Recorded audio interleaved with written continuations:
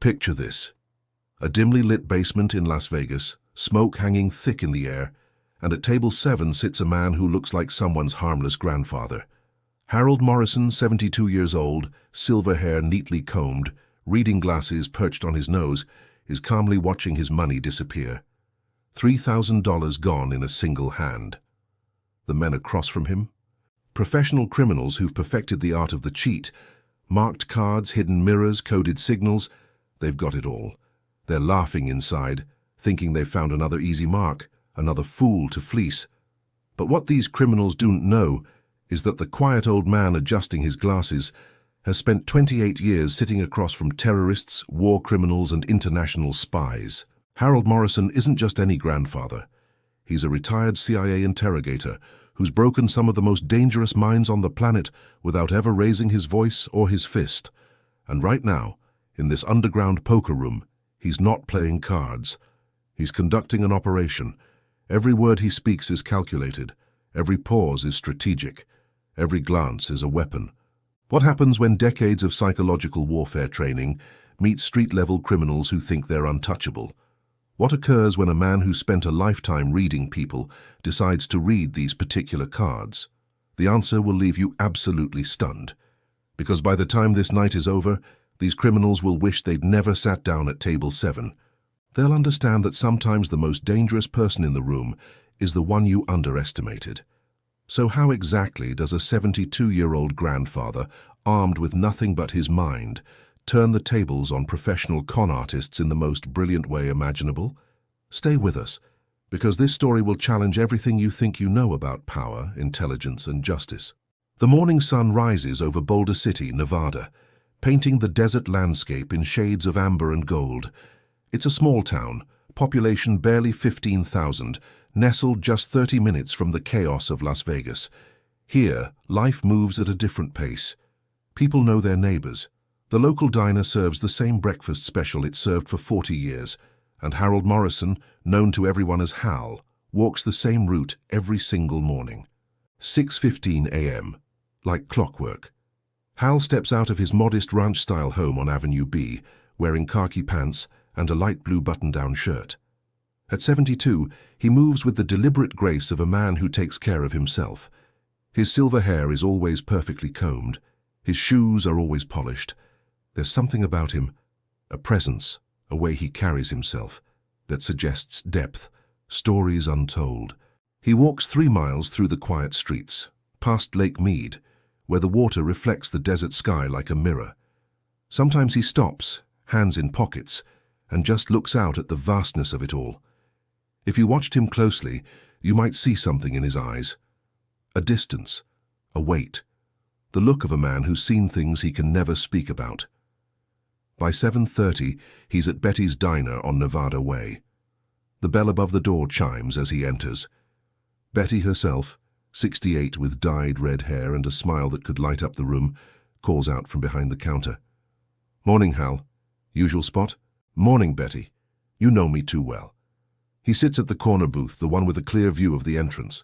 Old habits. Betty brings him coffee, black, no sugar, and he doesn't even need to order. She knows. 2 eggs over easy, wheat toast, hash browns, orange juice. The newspaper sits folded next to his plate. To anyone watching, Harold Morrison is just another retiree living out his golden years in peace. A widower, his wife Margaret passed 5 years ago from cancer, who fills his days with simple routines and simple pleasures. He volunteers at the local library on Tuesdays, plays chess in the park on Thursdays, and every Wednesday night he plays poker with 3 other retirees at the Boulder City Senior Center. But there are things about Hal that Boulder City doesn't know. Things that only exist in classified files locked away in Langley, Virginia. Things that would make the friendly folks at Betty's Diner look at him very differently. For 28 years, Harold Morrison was a ghost. Not literally, of course, but in the way that matters in the intelligence community. He worked for the Central Intelligence Agency as an interrogation specialist. Not the kind you see in movies, with bright lights and brutal tactics. No, Hal was something far more sophisticated. He was a psychological tactician, a master of reading human behavior, an expert in what the agency called non-coercive information extraction. He'd sit across from hardened terrorists and through nothing but conversation, patience, and an almost supernatural understanding of human psychology, get them to reveal everything. He worked operations in Iraq, Afghanistan, Pakistan, Yemen. He sat across from bomb makers, intelligence officers from hostile nations, and men who'd killed without remorse, and every single one of them eventually talked to him. Not because he threatened them, not because he hurt them, but because he understood something fundamental about human nature. Everyone wants to be understood. Everyone has a breaking point. And that breaking point isn't always pain. Sometimes it's comfort. Sometimes it's confusion. Sometimes it's just the unbearable weight of silence. Hal retired 8 years ago, took his pension, moved to Boulder City to be closer to his daughter Sarah and his grandson Josh. He promised Margaret in her final days that he'd live a quiet life. No more shadows, no more secrets, just peace. And for 8 years he's kept that promise, until this particular Wednesday afternoon. Hal is at home reading a book on his back patio when his phone buzzes. It's Josh, 19 years old, sophomore at University of Nevada, Las Vegas. Smart kid, good heart, looks just like his mother. Hey, Grandpa, you busy? Never too busy for you, Josh. What's going on? There's a pause. Hal can hear it in that pause. Something's wrong. 28 years of reading people doesn't just turn off.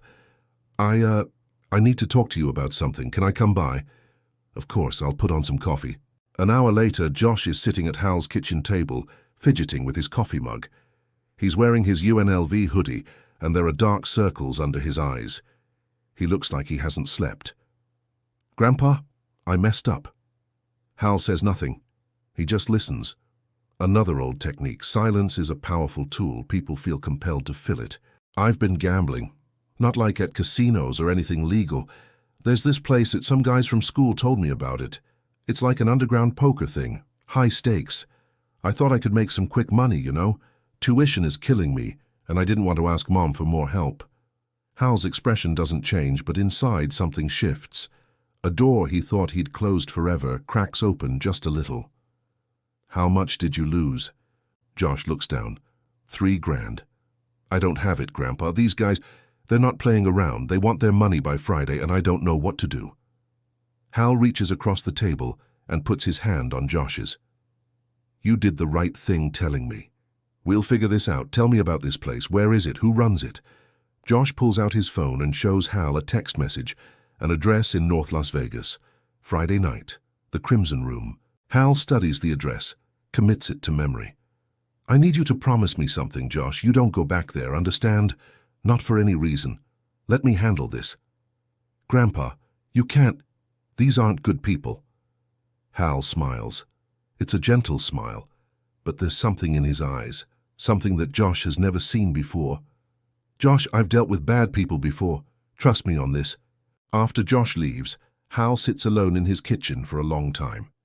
He looks at a photo on his refrigerator, him and Margaret in front of the Lincoln Memorial 20 years ago. She's laughing, holding his hand. He made her a promise, a quiet life. But sometimes, quiet lives get interrupted. He picks up his phone and makes a call. The person who answers is someone he hasn't spoken to in 5 years, another ghost from his past. Charlie, it's Hal Morrison. I need a favor. I need information on an illegal gambling operation in North Las Vegas, a place called the Crimson Room. He listens for a moment. No, I'm not coming out of retirement. This is personal. It's about my grandson. Another pause. Thanks, Charlie. I owe you one. Hal hangs up and walks to his bedroom. In the back of his closet, behind his winter coats, is a small safe. He hasn't opened it in years. Inside is his old CIA identification, some cash, and a small digital recording device, a relic from his operational days but still functional. He doesn't know it yet, but Wednesday night poker at the senior center is about to be replaced by something very different, something that will remind him of who he used to be. And somewhere in North Las Vegas, 3 men who make their living cheating people at cards have no idea that they're about to meet someone who's played far more dangerous games than poker. If you want to know what happens when Harold Morrison walks into the Crimson Room, when he sits down at table 7 and looks these criminals in the eyes, then you need to stay with us, because what's coming next will redefine everything you think you know about power. Subscribe to our channel right now, hit that like button, drop a comment telling us what you think so far, and share this with someone who loves incredible stories. Trust me, you don't want to miss what happens next. The real game is just beginning. Friday night, 9:47 p.m. Harold Morrison pulls his 10-year-old Honda Accord into a crumbling parking lot in North Las Vegas, miles away from the glittering lights of the Strip. This part of the city doesn't make it into tourist brochures. Abandoned warehouses, chain-link fences, buildings that time forgot. The address Josh gave him leads to what appears to be a defunct hotel, the Desert Star Motor Inn. The neon sign is half dead, flickering weakly. Most of the windows are boarded up. But there are cars in the parking lot. Expensive cars, a Mercedes, a BMW, a Cadillac Escalade with custom rims. Hal parks away from the entrance in the shadows. He sits for a moment, breathing slowly, centering himself. He's wearing dark jeans, a simple black jacket and a baseball cap. In his pocket is the digital recorder, no bigger than a cigarette lighter, already activated. He's not wired for sound, he doesn't need to be, he just needs documentation. He steps out of the car and walks toward the building. The entrance is through a side door, guarded by a man the size of a refrigerator. Bald head, neck tattoos, arms like tree trunks. The guard looks Hal up and down with barely concealed amusement. "Help you, old-timer?" Hal speaks calmly with just a hint of uncertainty, playing the part. "I heard this was the place for a good card game. My nephew told me about it." "Your nephew, huh? What's his name?" "Josh Reeves. He said I should check it out." The guard's expression shifts slightly. Recognition. "Yeah, I know Josh. Lost his shirt here last week." He chuckles. "You sure you want to follow in his footsteps?" Hal shrugs, playing the harmless grandpa perfectly. "I've got some money to spend, thought I'd have some fun." The guard steps aside. "Your funeral, Pops. Downstairs. Follow the music." Hal nods and enters. Inside, the hotel lobby is exactly what you'd expect. Water-stained ceiling tiles, torn carpet, the smell of mildew. But there's a doorway in the back, and from behind it comes the muffled sound of voices and music. He walks through and finds a staircase leading down. The basement is a different world. Red velvet walls, track lighting that casts everything in crimson shadows. The air is thick with cigar smoke and expensive cologne. There are 3 poker tables, each surrounded by men in various states of wealth and desperation. At the bar along the far wall, a woman in a cocktail dress pours drinks. Security stands in corners, watching everything. This isn't some amateur operation. This is organized, professional, dangerous. Hal approaches the bar. Whiskey, neat. The bartender, a woman in her 30s with sharp eyes, pours him a glass. "First time?" "That obvious?" She smiles. "You've got that look. Word of advice. Table 7 is where the real players sit. If you're looking to lose money fast, that's your spot." Hal nods, takes his drink. "Appreciate the tip." He walks slowly through the room, observing. At table 3, 2 men are arguing loudly about a hand. At table 5, a woman in designer clothing is methodically taking chips from 3 nervous-looking men. And at table 7, in the back corner, 3 men sit with the casual confidence of apex predators. This is the table.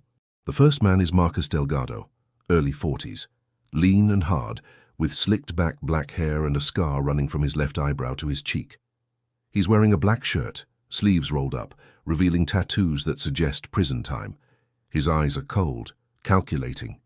He's the one in charge. You can see it in the way the others defer to him, the way he commands the space. Next to him is Tommy Chen, mid-30s, Chinese-American, wireframe glasses, button-down shirt, looking like he just stepped out of an accounting firm. But there's something predatory in the way he watches the cards. His fingers tap constantly on the table, nervous energy or coded signals, probably both. And the third is Viktor Sokolov, 50-something, Russian, built like a bull, with a thick accent and thicker fingers, gold chains around his neck, rings on every finger. He laughs too loud at his own jokes and drinks vodka like it's water. There are 2 empty seats at the table. Hal approaches. "Mind if I sit in?" Marcus looks up slowly. His eyes scan Hal from head to toe, processing, categorizing, dismissing. Buy-in is $2,000. Hal pulls out a roll of cash from his jacket, money he withdrew from his savings that afternoon. He peels off $200 bills and places them on the table. "Will this do?" Tommy exchanges a glance with Victor.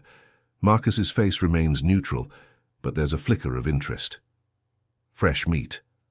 "Have a seat, friend. I'm Marcus. This is Tommy and Victor. What do we call you?" "Harold.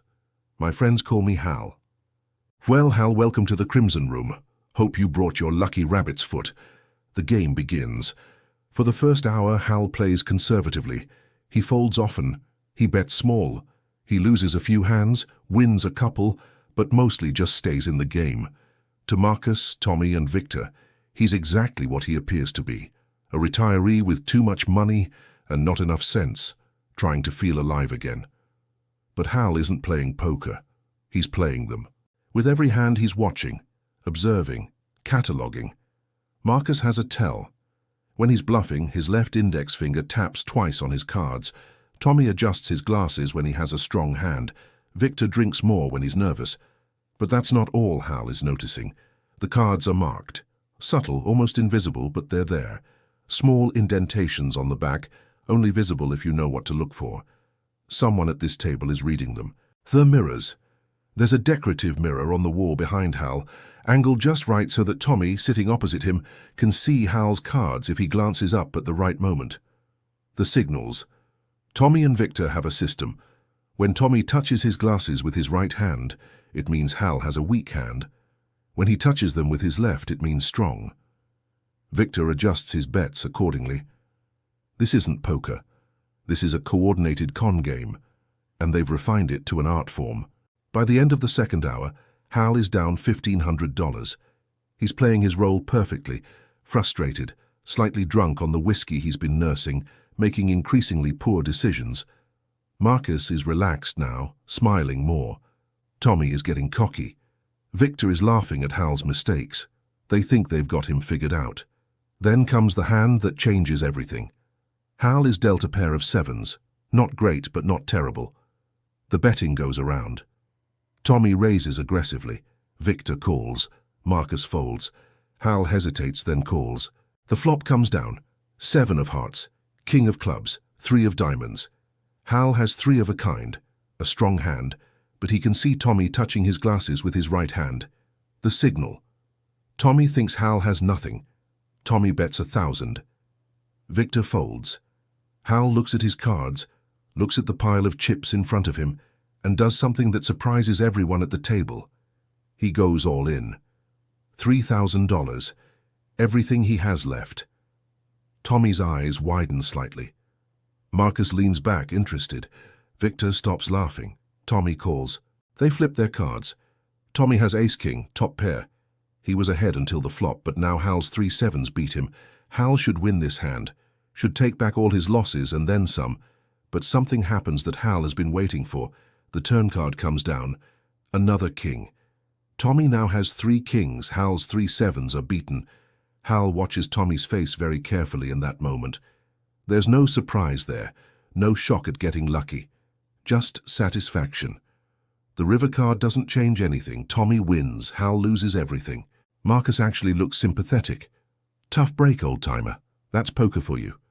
Tommy rakes in the chips, barely able to hide his grin. Victor pats Hal on the shoulder. Better luck next time, friend. Hal sits very still for a moment. Then he speaks, his voice quiet but somehow cutting through all the noise in the room. Gentlemen, I have a question. Do you mind if I buy back in? Marcus raises an eyebrow. You got more money? Hal pulls out another roll of cash. $5,000. His entire month's pension plus some savings. He places it on the table. One more shot, that's all I'm asking. The 3 men exchange looks. This is too good to be true, an old man on tilt, desperate to win back his losses, throwing good money after bad. Marcus grins.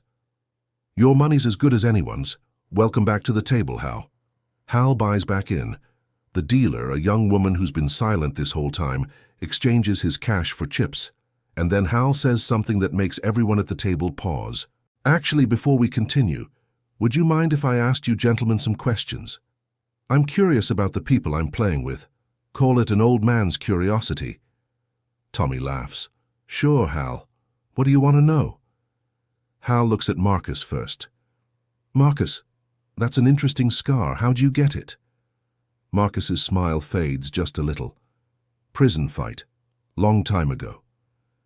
Ah, which facility, if you don't mind my asking? Why do you want to know? Hal shrugs innocently. Just making conversation. I knew a man who did time in Folsom, reformed his life completely after he got out. It's inspiring, really, second chances. Marcus stares at Hal for a long moment. Yeah, second chances. Let's play cards. Hal turns to Tommy. Tommy, you're obviously an educated man. Where'd you go to school? Tommy, caught off guard, answers automatically. UC Berkeley, business degree. Wonderful school. My daughter looked at Berkeley. What do you do now?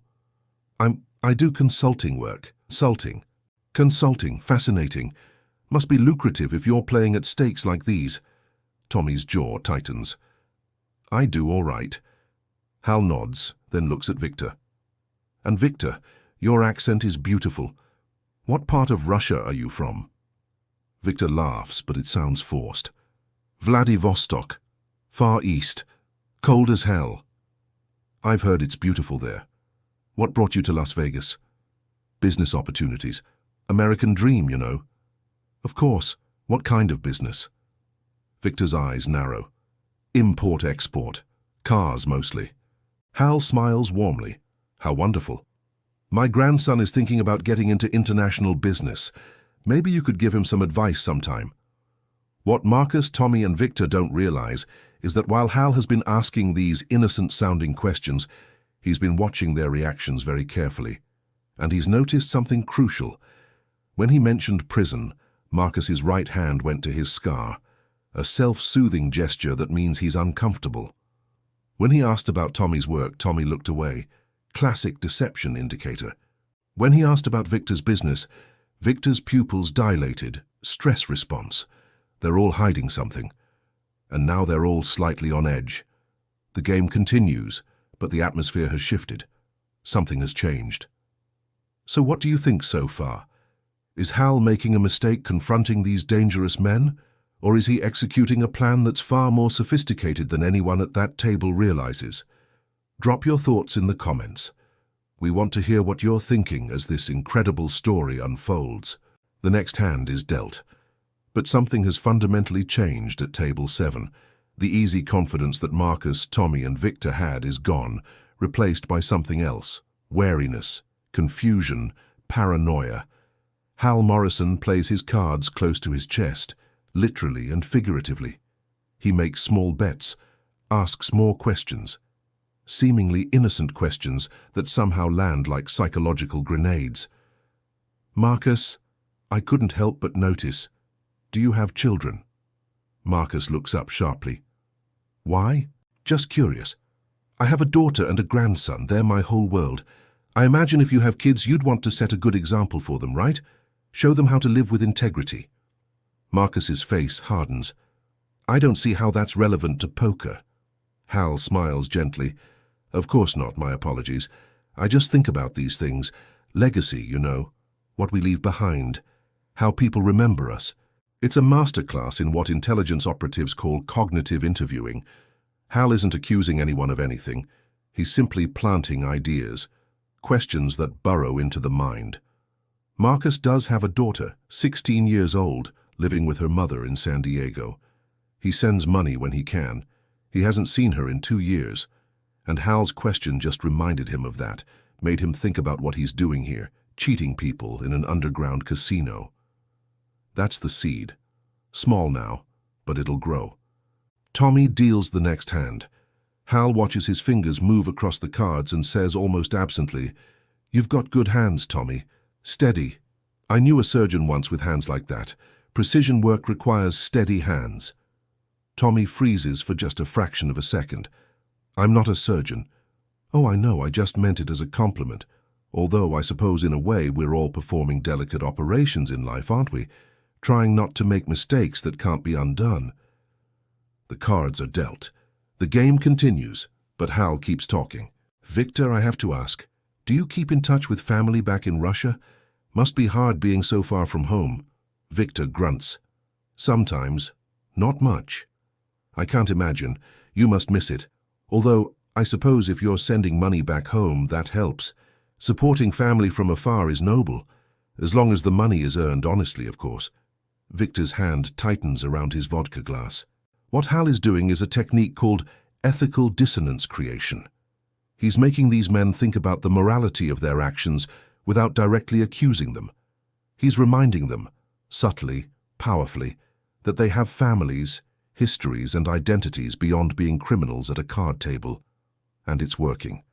Marcus is playing more aggressively now, but sloppily. He's distracted. Tommy is adjusting his glasses compulsively, even when he doesn't have signals to send. Victor is drinking more, which means his judgment is getting clouded. They're making mistakes. By the end of the hour, Hal has won back $1,000. Not through superior card play, but because his opponents are falling apart psychologically. Then Hal does something that escalates everything to a completely different level. He excuses himself to go to the bathroom, takes his time. When he returns, he sits down and says something that stops all three men cold. You know, while I was in the restroom, I ran into someone I used to know. Small world. We got to talking, and he mentioned that he knows people who know people. Funny how connected everything is, isn't it? Marcus stares at him. What are you talking about? Hal shrugs innocently. Just that Las Vegas is smaller than you think. For instance, Marcus, I learned something interesting. You've got a daughter named Isabella, 16 years old. She's a straight-A student at Pacific Beach High School in San Diego, planning to apply to medical schools. That's wonderful. The blood drains from Marcus's face.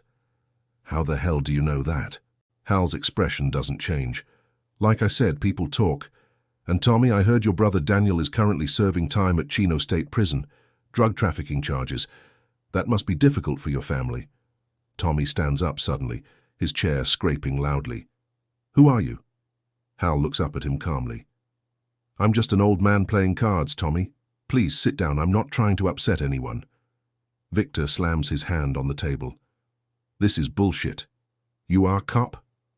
I'm retired, Hal says simply, which is technically true. The tension at the table is now visible to everyone in the room. People at other tables are starting to notice. The security guards are moving closer. Marcus holds up a hand, stopping everyone. He's trying to regain control of the situation. Hal, I don't know what game you're playing, but this is a friendly poker game. You want to play cards, we'll play cards. You want to play something else? We can take this outside. Hal meets Marcus's eyes directly, and in that moment something shifts in Hal's demeanor. The friendly grandfather persona drops away just for a second, and what's underneath is something cold, hard, and absolutely fearless. Marcus, I've been playing cards with you gentlemen for 3 hours now. In that time, I've noticed 17 distinct instances of coordinated cheating. The marked cards. Very subtle, by the way. I almost missed them. The mirror behind me that Tommy uses to read my hands. The signal system you've developed with the glasses and the rings. It's quite sophisticated. Professional, even. The table goes silent. Hal continues, his voice never rising above conversational level. I've also documented all of it. The device in my pocket has been recording video and audio since I walked in. Everything. Every cheat. Every tell. Every signal. And here's the interesting part. If I don't check in with a contact of mine every 30 minutes, that recording automatically uploads to several servers. Federal servers. FBI. Nevada Gaming Commission. IRS. Tommy's face goes white. Victor looks like he might be sick. Marcus doesn't move, but his jaw is clenched so tight you can see the muscles working. Now I know what you're thinking, Hal says. You're thinking about that door and those security guards and how easy it would be to make me disappear. And you're right, it would be easy. Except I haven't checked in for 28 minutes, so you've got about 2 minutes to make a decision. Marcus finally speaks, his voice low and dangerous. What do you want? And this is where Harold Morrison reveals exactly who he is. For 28 years, I worked for the Central Intelligence Agency. I was an interrogation specialist. Do you know what that means? It means I sat across from terrorists, spies, and war criminals, men who'd been trained to resist interrogation, men who were willing to die rather than talk, and every single one of them eventually told me everything I needed to know, not because I hurt them, but because I understood how their minds worked. He looks at each of them in turn. Marcus, you're the leader.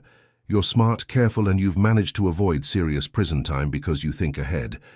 But you're also haunted by the fact that your daughter doesn't respect you. You're doing this for money, yes, but also because you're trying to prove something to yourself, that you're clever, that you're in control. Marcus doesn't respond, but his expression confirms every word. Tommy, you're the brains of the operation. You set up the systems, figured out the angles. You probably convinced yourself that this is just business, that you're no different from the banks or corporations that cheat people every day. But your brother is in prison because of choices just like these, and somewhere deep down you know you're heading down the same path. Tommy sits back down slowly, his hands shaking. And Victor, you're here because you're running from something back in Russia. Probably debt, probably people more dangerous than anyone in this room. You're not doing this because you want to. You're doing it because you think you have no choice. Victor's eyes are red. He looks away. Hal folds his hands on the table. Here's what's going to happen. You're going to make a choice. Option 1. I walk out of here, and in 30 seconds, everything I've recorded goes to the authorities. They'll raid this place within a week. You'll all be looking at serious prison time, racketeering, fraud, conspiracy, federal charges. He pauses. Option 2. You give back the money, all of it. Not just what you took from me or my grandson, everything you've stolen from everyone over the past 6 months. There's a safe in the back room. I saw the manager go back there twice tonight. You're going to open it and you're going to give me everything inside. And then I'm going to make sure it gets back to the people you stole it from. Marcus laughs, but it sounds hollow. And then what? You just walk away? Then I walk away. And you gentlemen decide what kind of men you want to be going forward. But understand this, I'll be watching. Not personally, but I still have friends in various agencies. If I hear about the Crimson Room operating again, or about any of you pulling something like this, that recording goes live immediately. Consider this your second chance. Thank you so much for staying with us this far. You're incredible, and I promise you, the best is still ahead. What happens next will absolutely blow your mind. Keep watching. For 10 seconds, nobody moves, nobody speaks. The entire basement, with all its red velvet and cigar smoke and criminal enterprise, holds its breath. Marcus is the first to break the silence. He laughs. Not a nervous laugh, but something darker, more dangerous. You've got balls, old man, I'll give you that. He leans back in his chair, and his hand moves slowly toward his jacket. But you've made a critical miscalculation. Hal sees the movement, sees where it's going, but he doesn't flinch, doesn't move, just watches. Marcus pulls out a gun, a Glock 19, black, compact, lethal. He doesn't point it directly at Hal. That would draw too much attention from across the room, but he places it on the table, his hand resting on top of it. Message delivered. See, Hal, the problem with your plan is you're assuming we care about going to prison. You're assuming we're rational actors who'll weigh risks and rewards and make the smart choice. But what if I'm not that guy? What if I'm the guy who'd rather take my chances making you disappear than letting you waltz out of here with a recording that destroys everything I've built? Tommy and Victor have gone very still. They're watching Marcus, and there's real fear in their eyes. This wasn't part of their plan. This is escalating beyond what they're comfortable with. Hal, however, looks almost bored. He glances at the gun, then back at Marcus's face. Marcus, that's a very nice Glock. 9mm, 15-round magazine, striker-fired action. Reliable weapon. I carried one for 6 years in Baghdad. His voice is conversational, like they're discussing the weather. But before you make your next move, I need you to think about something very carefully. What's that? How many security cameras do you think are in this room? Marcus's eyes flicker involuntarily to the corners of the ceiling. There are cameras, covering every angle. Right now, Hal continues, This establishment is operating on the edge of legality. Underground gambling, yes, but nothing violent. No one gets hurt. You take money from people stupid enough to play rigged games. That's one level of criminal exposure. But the moment you point that gun at me, the moment anything happens to me, this becomes something else entirely. This becomes assault, kidnapping, murder. And those cameras, they're recording everything. Even if you destroy the footage here, my recording still exists. And trust me, if I don't check in, it doesn't just go to the FBI. It goes to multiple agencies simultaneously. People who will take a very personal interest in finding out what happened to a retired intelligence officer. Marcus's finger taps on the gun. Once, twice. Hal sees the indecision. Let me tell you a story, Marcus. Back in 2007, I sat across from a man named Khalid in a black site interrogation room in Afghanistan. Khalid was a mid-level Taliban operative. He'd been trained to resist interrogation. He expected torture, expected violence. But I just talked to him. For 6 hours I talked to him about his family, his childhood, his mother's cooking. And you know what happened? He broke down crying and told me everything. Not because I threatened him, but because he realized I saw him as a human being. And that broke something in him that violence never could have touched. Hal pauses, letting that sink in. You're not Khalid. You're smarter, more experienced. But the principle is the same.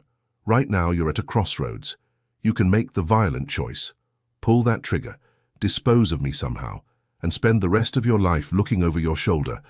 Or you can make the intelligent choice. The choice that lets you walk away from this table tonight with your freedom intact. Tommy suddenly speaks up, his voice shaking. Marcus, maybe we should listen to him. This is getting way out of hand. I didn't sign up for this. I didn't sign up for murder. Victor nods vigorously. He's right. This is too much. We take money, yes, but not this. Not killing. Marcus's jaw tightens. He's losing control of his crew, and he knows it. Hal has successfully driven a wedge between them, using their own fear against them. Hal leans forward slightly. Marcus, your daughter Isabella. Right now she thinks her father is just absent, unreliable. Maybe she's angry at you. Maybe she's disappointed, but she doesn't think you're a monster. You pull that trigger, and that changes forever. Even if you never get caught, you'll know, and that knowledge will eat you alive. Stop talking about my daughter, Marcus says through gritted teeth. I can't, because she's the reason you're going to make the right choice. I've been doing this for almost 3 decades, Marcus. I can read people like you're reading those marked cards. You're not a killer. You're a con man, a thief, but you're not a murderer. If you were, you would have pulled that trigger the moment I mentioned the recording. The truth of that statement hangs in the air. Slowly, Marcus's hand moves away from the gun. He picks it up, ejects the magazine, clears the chamber and puts it back in his jacket. His face is a mask of fury and defeat. You're right, he says quietly. I'm not a killer, but don't think for a second that means you've won. I don't want to win, Marcus.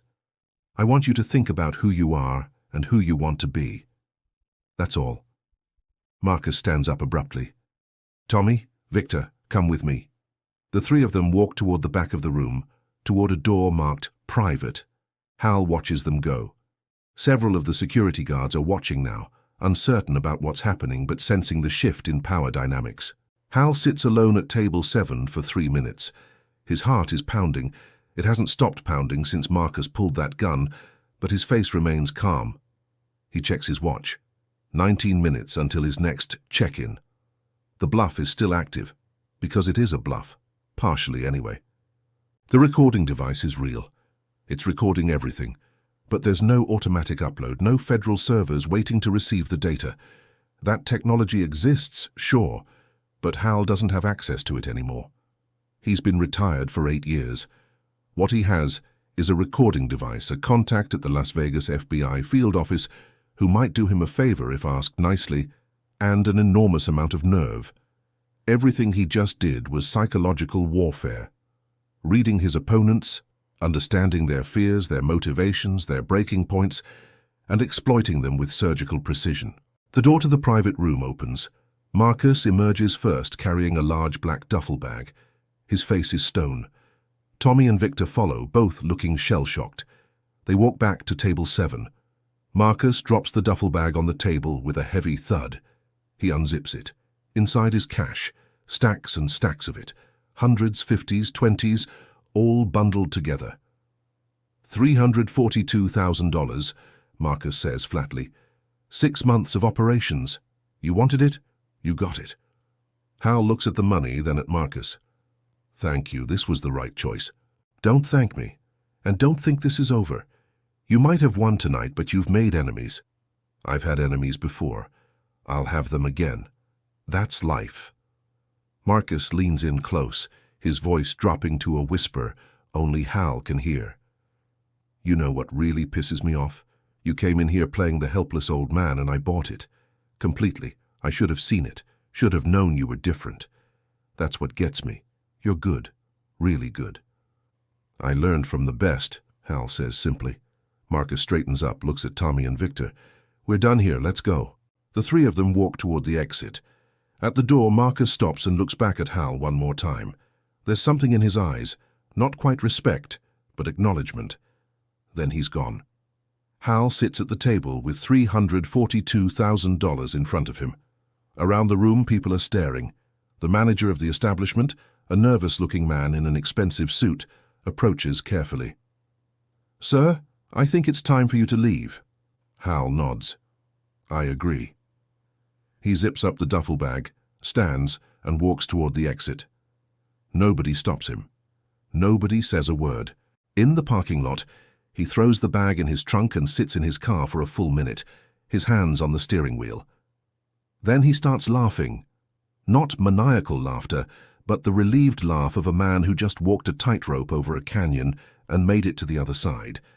He pulls out his phone and calls his old contact at the FBI. Charlie? Yeah, it's Hal. Remember that favor I asked for? I'm going to need a bigger one. I've got $342,000 in stolen money that needs to be returned to its rightful owners. And I need you to do it quietly, anonymously.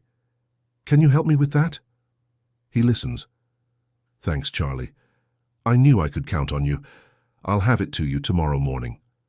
He hangs up and drives away from the Desert Star Motor Inn, leaving behind the Crimson Room and everything it represents, but his work isn't quite done yet. We're almost at the end of this incredible story, but I need you to stick with me until the very end to see how everything wraps up. If you've made it this far, it's because you're invested in Hal's journey, so don't miss the conclusion. And if you're loving this story, hit that subscribe button and smash the like button right now. More incredible stories are coming your way, and you won't want to miss them. The finale is next, and trust me, it's going to leave you feeling something powerful. Sunday morning, Boulder City, Nevada. The sun rises over Lake Mead, painting the water gold and crimson. Harold Morrison sits on his back patio, drinking coffee and watching the desert come to life. It's been 36 hours since his encounter at the Crimson Room. 36 hours since he walked into that basement as a helpless grandfather and walked out with $342,000 and his life intact. Yesterday, he met Charlie at a discreet location and handed over the duffel bag. Charlie, a 50-year-old FBI agent Hal worked with years ago on a joint task force, didn't ask too many questions. He just shook his head and said, "You know, most people actually enjoy retirement." Hal had smiled. "I am enjoying retirement. This was just a brief interruption." Charlie promised to track down as many victims as possible through financial records, surveillance footage, and cross-referencing with reports of gambling losses. It would take weeks, maybe months, but the money would find its way back to the people who deserved it, anonymously, quietly. Now, sitting in his peaceful backyard, Hal feels something he hasn't felt in a long time. Not quite pride. What he did was dangerous and probably foolish, but satisfaction, the sense that he used his skills for something good, something that mattered. His phone buzzes. It's Josh. "Grandpa, can I come over?" "Of course, I'll make breakfast." An hour later, Josh is sitting at Hal's kitchen table, eating scrambled eggs and bacon. He looks better. The dark circles under his eyes are gone, replaced by something that looks like hope. "Grandpa, the weirdest thing happened. Those guys from the Crimson Room, they called me yesterday and said my debt was cleared. Just like that. They said I didn't owe them anything anymore." Hal nods. not looking up from his coffee. That is weird. Do you know anything about that? Why would I know anything about it? Josh studies his grandfather's face. Because you told me not to worry about it, and then suddenly I don't have to worry about it. That seems like more than a coincidence. Hal finally meets his grandson's eyes. Josh, sometimes problems have a way of resolving themselves. The important thing is that you learned something from this experience, right? I learned I'm terrible at poker. You learned that shortcuts don't work. That easy money usually isn't easy at all. That integrity matters. Hal's voice is gentle but firm. Your grandmother used to tell me that the measure of a person isn't what they do when everyone's watching. It's what they do when no one would ever know. Remember that. Josh nods slowly. Thanks, Grandpa, for everything, even though you won't tell me what you did. I didn't do anything except give some people advice. The rest worked itself out. After Josh leaves, Hal goes for his morning walk. Same route he takes every day. Past the library, along the lake, through the quiet streets where neighbors wave and call out greetings. To the outside world, Harold Morrison is just another retiree living out his golden years. But Hal knows something they don't. He knows that age doesn't diminish who you are, that the skills you spend a lifetime developing don't just disappear when you retire, that sometimes, when the situation demands it, you can reach back into your past and pull out exactly what you need. He thinks about Marcus, Tommy, and Victor. He wonders what they're doing now, if they've learned anything, if they've changed their paths, or if they're already planning their next con. He hopes for the better, but he's realistic enough to know that people don't always change. What matters is that he did what he could. He protected his grandson. He returned stolen money to victims. He did it without violence, without compromising his values. He used his mind, his training, and his understanding of human psychology to achieve something good. Margaret would have been proud. Worried, certainly. She always worried, but proud. Wednesday evening arrives, poker night at the Boulder City Senior Center. Hal walks into the community room where 4 card tables are set up. His regular group is already there. Bob, a 75-year-old former accountant, Jerry, 68, retired firefighter, and Susan, 71, former schoolteacher. Hal, you're late, Bob calls out. We were about to start without you. Sorry, everyone. Got caught up reading. They play for quarters and nickels. The stakes are meaningless. They're really just here for the company, the conversation, the sense of community. Jerry tells the same joke he's told 100 times before. Susan beats them all 3 hands in a row and cackles with delight.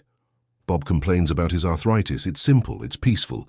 It's exactly what Hal's retirement is supposed to be. But as he plays, as he laughs at Jerry's terrible jokes and congratulates Susan on her winning streak, Hal realizes something important. He can have both. He can have the quiet life, the peaceful routine, the simple pleasures of retirement. And when necessary, when his family needs him or when justice demands it, he can reach back into his past and become the man he used to be. He doesn't have to choose between them. He can be both. The card game ends around 9. Hal helps fold up the tables and says goodnight to his friends. He drives home through the dark Nevada streets, windows down, cool desert air rushing in. At home, he makes himself a cup of tea and sits on his patio under the stars. He thinks about the journey that brought him here, 28 years with the CIA, sitting across from some of the most dangerous people on Earth, always armed with nothing but his mind and his understanding of human nature. Never compromising, never using violence when psychology would work better. And then Friday night at the Crimson Room, proving to himself that those skills haven't faded, that he can still read people, still manipulate situations, still achieve the impossible through sheer force of intellect and understanding. But more than that, proving that those skills can be used for good, for family, for justice. He thinks about a quote Margaret used to love from Maya Angelou. People will forget what you said. People will forget what you did. But people will never forget how you made them feel. Marcus, Tommy, and Victor will never forget how Hal made them feel that night. Vulnerable, exposed, understood. And maybe, just maybe, that feeling will plant a seed. Maybe they'll think twice before running another con. Maybe they'll remember the old man who saw through them completely and gave them a choice instead of just turning them in. Probably not. but maybe. And that's enough. Hal finishes his tea, looks up at the stars, and smiles. Tomorrow, he'll wake up at 6:15. He'll take his 3-mile walk. He'll have breakfast at Betty's diner. He'll live his quiet, peaceful life. But if his family needs him again, if justice calls, Harold Morrison will be ready. Because some things, like integrity, like the drive to protect the people you love, like the refusal to let bullies and con artists win, those things don't retire. Those things are forever. And there you have it. The incredible story of Harold Morrison, a grandfather who used nothing but his mind and his decades of experience to outsmart professional criminals and protect his family. What a journey this has been. Now we want to hear from you. What did you think of Hal's approach? Was he right to confront these criminals, or should he have just called the police? Would you have had the courage to do what he did? Share your thoughts in the comments below and tell us your name and what city and state you're watching from. We love hearing from our community. If this story moved you, if it kept you on the edge of your seat, if it reminded you that age is just a number and intelligence is the greatest weapon we have, then please subscribe to our channel. Hit that notification bell so you never miss another incredible story. Give us a thumbs up if you enjoyed this, and share it with someone who needs to hear this message today. We have more unbelievable stories coming your way. Stories of ordinary people doing extraordinary things. Stories that will challenge you, inspire you, and remind you of what humans are capable of when they refuse to give up. Thank you for spending this time with us. Thank you for being part of our community. Until next time, stay curious, stay engaged, and remember, it's never too late to be exactly who you were meant to be.